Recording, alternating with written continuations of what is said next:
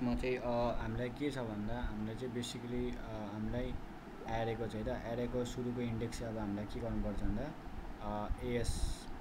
एएससिआई भनेपछि हाम्रो क्यार कोडमा राख्नु पर्ने छ है त यसलाई चाहिँ। अनि हाम्रो यो सेकेन्ड इन्डेक्स र हाम्रो लास्ट इन्डेक्सलाई चाहिँ हाम्रो के गर्नुपर्छ भन्दा हाम्रो चाहिँ स्वाइप गर्नुपर्ने छ है त। सो यो रहेको छ। So let's go in code and let's do it है त।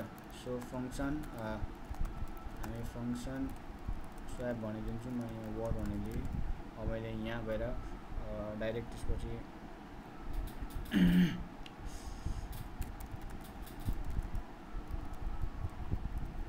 हामी अब यसलाई एरेमा बनाउनु पर्ने हुन्छ है त। सो एरेमा बनाएपछि चाहिँ अब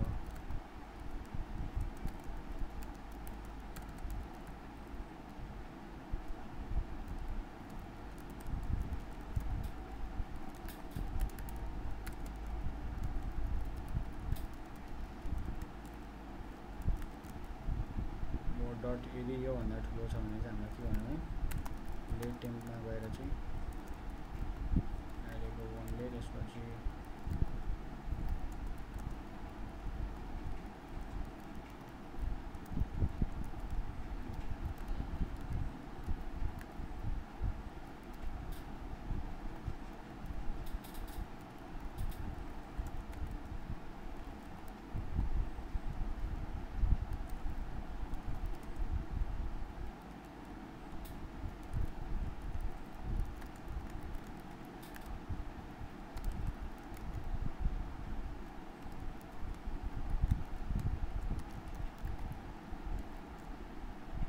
सक्नुहुन्छ हाम्रो एन्सर आइसकेको छ।